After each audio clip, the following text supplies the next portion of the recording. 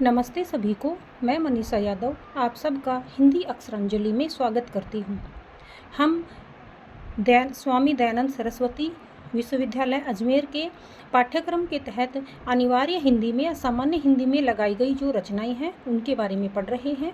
इससे पहले जो हमारा वीडियो था उसमें हमने गोवर्धन धारण का जो रचना है उसका भाग फर्स्ट पढ़ा था, जिसमें मैं थोड़ा पीछे दिखाना चाहूँगी आपको पद कि जिनके बारे में हम ये पढ़ रहे थे कि ये जो बारिश हुई है जो कि बहुत ही प्रिय है, अच्छी है। इस बारिश के कारण मंद हवा चल रही है। फिर कहा कि मोरनियाँ जो हैं वो निहार रही हैं, ऐसे लग रहा है मानो कानन जो है वो मरकत मणि की आभा के समान सुंदर दिखाई दे रहा है। पपीहा भी बोल रहा है और कोयल भी सुंदर आवाज़ में कूक रही है। इसी चरण को मैं आगे बढ़ाते हुए पढ़ते हैं।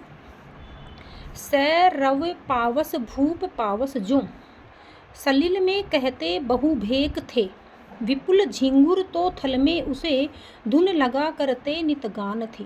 सै रव, सै मतलब सहित, रव मतलब आवाज, आवाज के सहित, पावस भूप पावस जो, पावस मानी वर्षा ऋतु में आवाज के साथ में क्या हो रहा है, सलिल में कहते जो बरसात हो रही है उसमें सलिल मतलब पानी, पानी जो बह रहा है उसकी आवाज़, उसकी धुन हमें सुनाई दे रही है, कल कल की ध्वनि हमें सुन रही है। कहते बहु भेक थे, भेक का मतलब होता है मेंढक, अर्थात बहुत सारे मेंढक अपनी आवाज़ के साथ ऐसे लग रहा है मानो वर्षा ऋतु के राजा की भांति वे बारिश को पुकार रहे हैं। आवाज़ अपनी सै रव के साथ में टर टर की ध्वनि निकाल रही है। विपुल झिंगुर तो थल में उसे धुन लगा करते नितगान थे। विपुल मानी बहुत सारे, और जो झिंगुर हैं जो बारिश के मौसम में ही जो बोलते हैं जीव, तो झिंगुर है, ऐसे लगता है मानो वे भी इस वर्षा ऋतु के स्वागत के लिए नित अपने गान में धुन लगा करके वर्षा ऋतु का जो है स्वागत कर रहे हैं, पलके बिछा रहे हैं।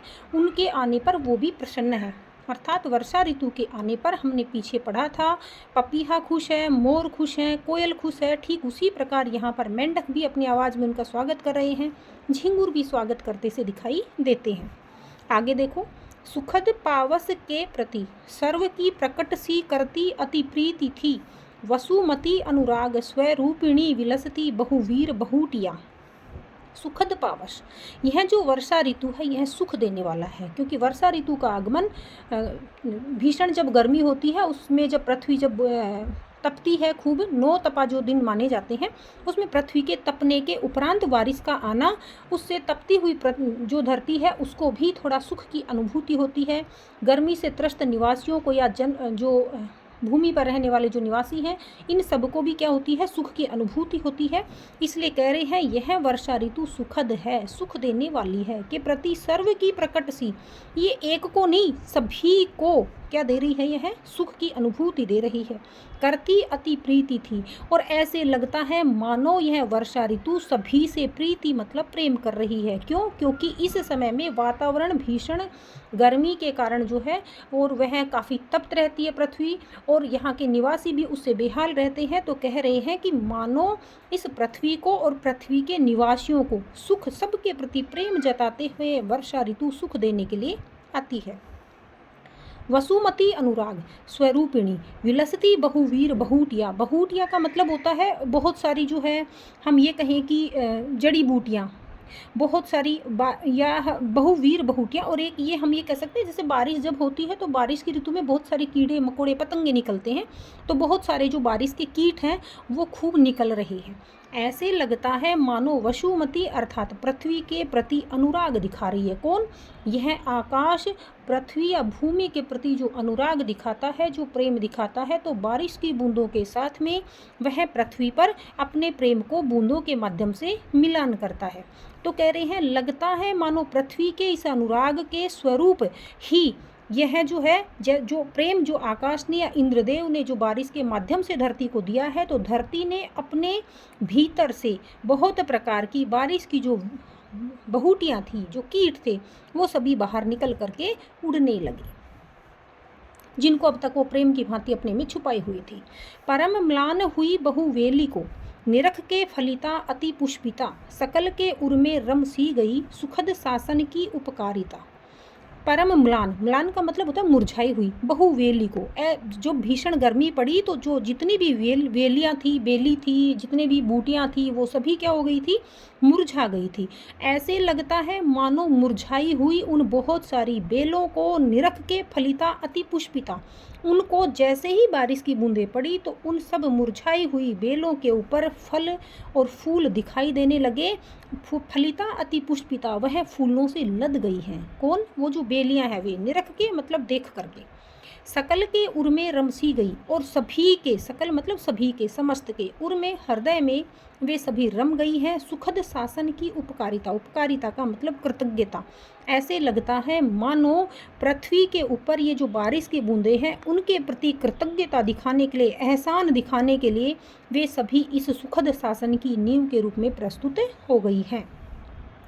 विविध आकृति ओ फल फूल की उपजती अवलोक सुबूटियाँ, प्रकट थी महीमंडल में हुई प्रयकारी प्रिय पत्ती पयोद की। विविध आकृति और फल फूल की, जो पृथ्वी के गर्भ में जो बहुत सारे अनेक प्रकार के जो बीज होते हैं, जो वो दबे पड़े रहते हैं, जैसे ही बारिश की बूंदें आती हैं तो वे जो है हम ये कहें कि उगने लगते हैं। तो विविध आकृति और फल फूल की, बहुत प्रकार की आकृतियां फल और फूल की जो थी वो पृथ्वी से ऊपर उपजने लगी, अर्थात अंकुरण होने लगा उनमें। अवलोक सुबूटियां, इनमें से जब मैंने देखा तो बहुत सारी क्या थी, अच्छी औषधि रूपी बूटियां भी वहां पर बारिश की से जो पृथ्वी के गर्भ में उनके जो बीज दबे पड़े थे वे भी अंकुरण के रूप में दिखाई देने लगे। तो अनेक प्रकार की आकृति, यानी हम ये कह सकते हैं पृथ्वी जो है वह हरियाली से परिपूर्ण हो गई है। प्रकट थी महीमंडल में हुई, इस प्रकार से प्रकट हो गई। महीमंडल मतलब पृथ्वी के इस भूभाग में से लगता है मानो जो पहले अंदर शांत थी, सोई हुई थी, छुपी हुई थी, अभी वो क्या हो गई है, प्रकट हो गई है। प्रिय करी प्रतिपत्ति पयोद की, ऐसे प्रकट हुई है मानो प्रतिपत्ति का मतलब होता है भेंट स्वरूप, बादलों को भेंट स्वरूप जो है यह अब इन्होंने अपना प्रिय उपहार दे दिया है। प्रिय उपहार कौन सा? कि वो जो उग गई हैं, अर्थात पृथ्वी को जो सूखी थी, जो सुनसान थी, वीरान थी, जो हमें एकदम साफ पृथ्वी दिखाई दे रही थी, अब चारों तरफ हमें मखमली हरियाली की चादर फैली हुई दिखने लगी है। रसमयी भव वस्तु विलोक के, इस प्रकार रसमयी, इस प्रकार से आनंद देने वाले इस संसार की प्रत्येक वस्तु को विलोक मतलब देख करके, सरसता लख भूतल व्यापिनी, इस प्रकार से इस सरसता को, इस आनंद प्रदान कर देने वाले भाव को लख मतलब देख करके भूतल के ऊपर जो व्याप्त हो चुका था। समझ है पड़ता बरसात में, सब कुछ यह बरसात में मुझे समझ पड़ रहा है। क्या समझ पड़ रहा है? उदक का रस नाम यथार्थ है। उदक मतलब जल, पानी का पर्यायवाची है ये, कि जो पानी है जो बारिश की बूंदों के रूप में पृथ्वी पर आया है उसका ही एक रस, एक आनंद रूप का यह यथार्थ मतलब वास्तविकता है, यह सत्य है। इस प्रकार से ये ऐसे लग रहा है मानो बादलों के माध्यम से गिरा हुआ वह जल रस की भांति जो है विलोक करके, देख करके संसार के ऊपर चारों तरफ व्याप्त हो गया है। अब चारों तरफ गर्मी की भीषणता नहीं है बल्कि प्रसन्नता की वो जो है भाव है वो खिल चुके हैं। इसके पीछे भी कई कारण हैं, क्योंकि जैसे ही बारिश से गर्मी के तपन के बाद में बरसात ऋतु का या बारिश का उसकी शुरुआत होती है, तब उस टाइम में गर्मी से त्रस्त होती है पृथ्वी भी और पृथ्वीवासी भी। तो सभी उससे क्या हो गए हैं, प्रसन्नता को प्राप्त हो गए हैं, खुश हो रहे हैं। कारण एक तो क्या है, क्योंकि कृषि प्रधान देश रहा है भारत, उसमें जैसे ही गर्मी की ऋतु के बाद में बारिश आना शुरू होती है किसानों के चेहरे खिल जाते हैं, क्योंकि उनकी आजीविका किसानी के रूप में अर्थात खेतों में काम करके ही, खेतों में फसल उगा करके ही होती है। तो वे सभी खेतों में फसल उगाते हुए जो है उनके लिए उनकी दिनचर्या प्रारंभ होगी, इसलिए उनके चेहरों पर मुस्कान खिल जाती है, उत्साह खिल जाता है। तो ऐसे लग रहा है मानो बादलों के द्वारा गिरा गया वह पानी एक यथार्थ है, एक वास्तविकता है।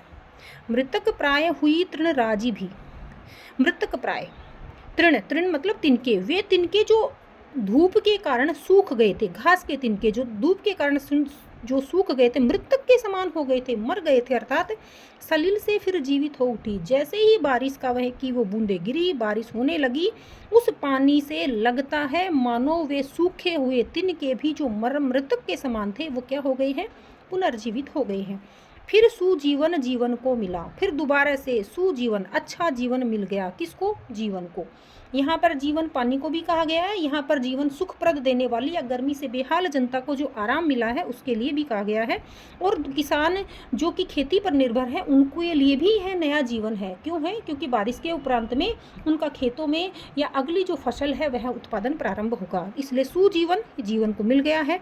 बुध न जीवन क्यों उसको कही, बुद्ध का मतलब है विद्वान व्यक्ति, इसको जीवन क्यों ना कहे। क्यों?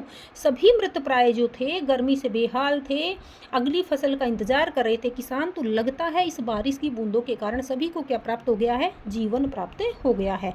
इसी प्रकार सभी को ये बारिश की बूंदें हैं वो जीवन दे रही हैं, इसलिए विद्वान व्यक्ति इसे नया जीवन क्यों नहीं कहेंगे, ये प्रश्न कर रहे हैं। अगला जो भाग है, अगला जो पद है वो देखो, ब्रजधरा एक बार इन्हीं दिनों पतित थी दुख वारिधि में हुई, पर उसे अवलंबन था मिला ब्रज विभूषण के भुजपोत का। ब्रजधरा, ब्रज की वह भूमि, धरा एक बार यानी एक बार, इन्हीं दिनों में, जब ये बारिश हो रही थी तब सब कुछ ठीक चल रहा था, इन्हीं दिनों एक बार पतित थी दुख वारिधि में हुई। वारिधि, वारिधि का मतलब होता है समुद्र, जिसने, वारी मानी जल, धी मतलब धारण, जिसने जल को धारण कर रखा है, विशाल जल को धारण कर रखा है। ऐसे लगता है इस ब्रज भूमि की, इस पृथ्वी पर एक बार इन्हीं दिनों में पतित थी अर्थात गिर गई थी दुख में। कौन? जो बह करके पानी जो है कहाँ चला गया? समुद्र तक चला गया, पर उसे अवलंबन था मिला ब्रज विभूषण। लेकिन अर्थात ये करी है इन्हीं दिनों एक भीषण भयंकर बरसात हुई, उस भयंकर बरसात के कारण ऐसे लगा मानो ब्रज की भूमि क्या बन गई है? वारिधि, समुद्र के समान बन गई है। लेकिन ऐसे दुख के पल में भी अवलंबन मानी सहारा मिल गया। किसको? ब्रजवासियों को।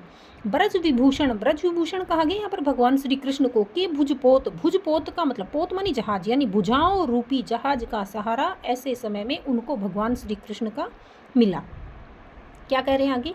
दिवस एक प्रभंजन का हुआ, अति प्रकोप घटा नभ में गिरी। एक दिन, दिवस एक यानी एक दिन, प्रभंजन, प्रभंजन मतलब बहुत तेज आंधी तूफान आए, अति प्रकोप और आंधी तूफान का बहुत प्रकोप बढ़ा, घटा नभ में गिरी। अनेक प्रकार की या काली काली जो घटाएं थी वो आसमान में उमड़ घुमड़ करके आने लगी।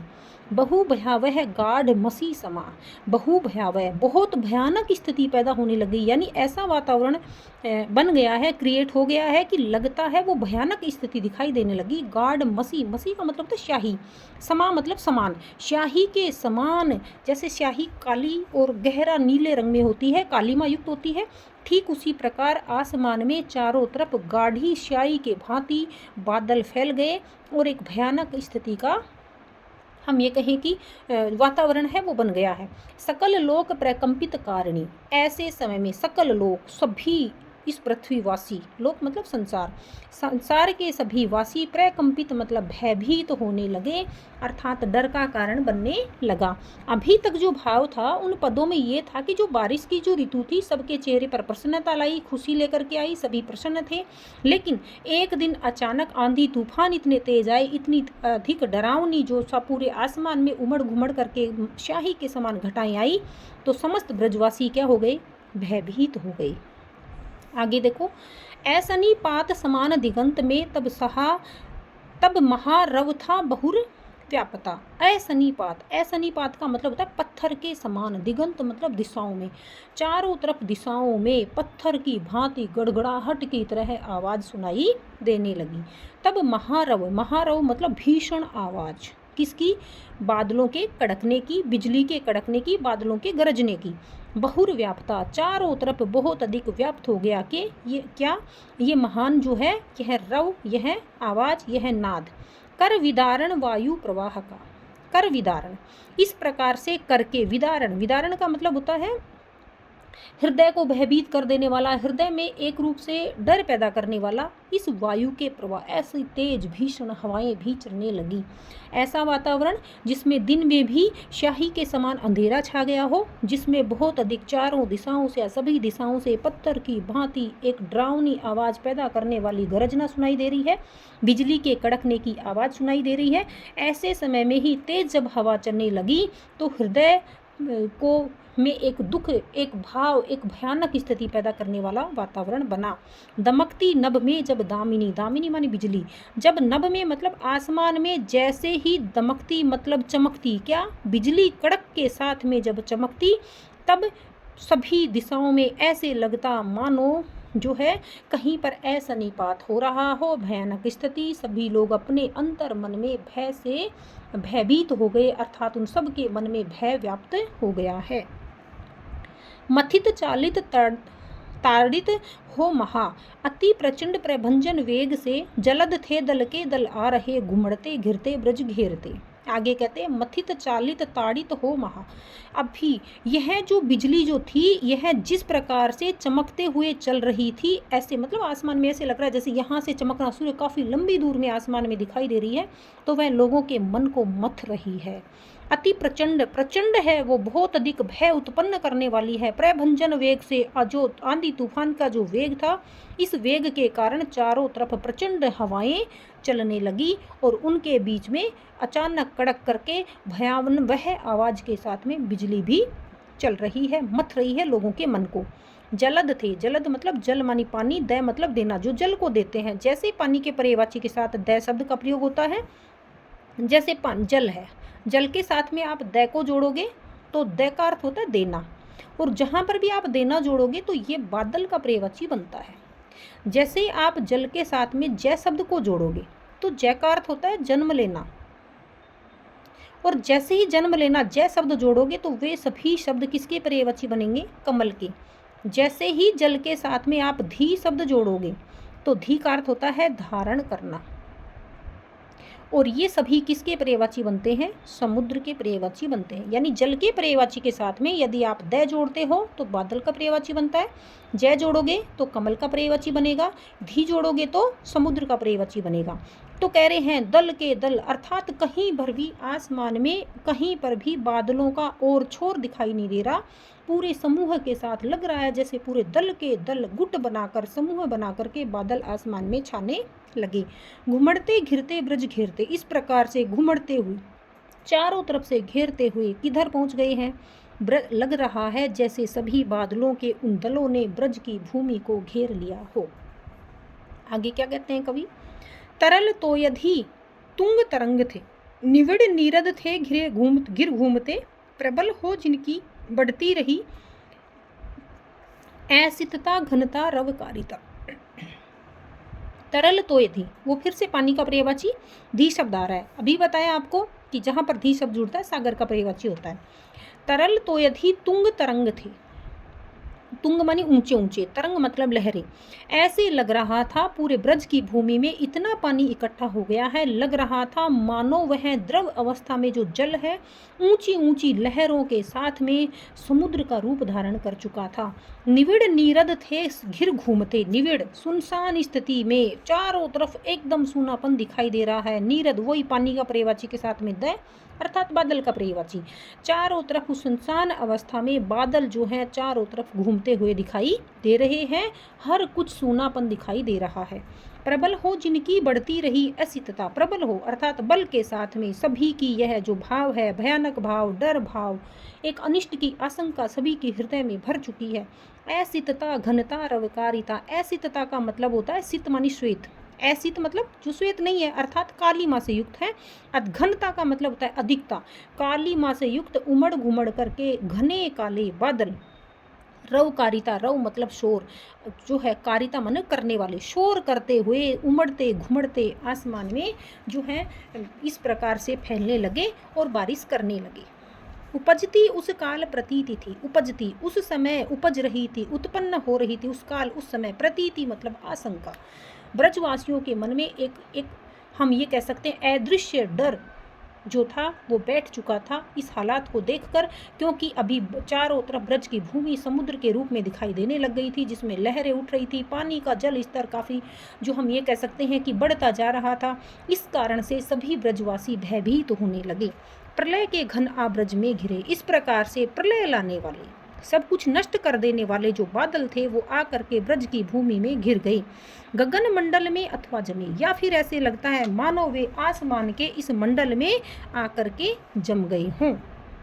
फिर आगे क्या कहते हैं, सजल कज्जल के गगन मंडल में अथवा जमे सैजल कज्जल के गिरी कोटिशः, कोटिशः का मतलब होता है करोड़ों, सैजल जल के सहित यानी जल युक्त, ऐसे लगता है मानो, काजल काला होता है, ठीक इसी प्रकार से आसमान में छाए हुए बादल भी कैसे हैं, काले, ऐसे लगता है मानो जल युक्त जो कज्जल के गिरी, गिरी मतलब है पर्वत, पर्वत भी काले दिखाई, उनके ऊपर करोड़ों जो बादल हैं वो जल युक्त गिरने लगे। ठीक उसी प्रकार से जैसे काजल युक्त नेत्रों से जल गिरने लगता है तो वह काजल को भी साथ बहाता है, ठीक उसी प्रकार से यहाँ पर भयावह स्थिति पैदा करते हुए उमड़ते घुमड़ते काले घनघोर और भयानक डरावने विभीषण, हम ये कह सकते हैं भीषण रव करते हुए उन बादलों से जैसे ही पानी बरसने लगा तो ऐसे लगा मानो वह अजस्र धारा बह रही है और पूरे आसमान के अंदर आकर के चारों तरफ ये बादल उमड़ घुमड़ करके जा कहीं नहीं रहे हैं, वहीं पर क्या हो गए हैं, जम गए हैं। इन पदों के माध्यम से हमने यह जाना भीषण बारिश शुरू हो गई है। पहले की शुरुआती पदों में हमने यह देखा था कि बारिश के कारण लोगों के चेहरों पर प्रसन्नता आ गई थी। पृथ्वी में हर जीव, हर जंतु, पृथ्वी में के गर्भ में छिपे हुए हर छोटे छोटे जो बीज थे वे भी प्रसन्न थे, अंकुरण के रूप में दिखाई देने लगे। लेकिन तब तक जब तक वह अपनी सीमाओं में थी, जैसे ही वो अपनी सीमाएं तोड़ने लगे तो एक भीषण आवाज़ के साथ में बारिश होने लगी। तो अभी हमें आगामी जो पद हैं उनके अंदर हम इसी कथा को आगे बढ़ाते हुए पढ़ेंगे। आज के इस वीडियो में इतना ही, मिलते हैं अगले वीडियो में। धन्यवाद।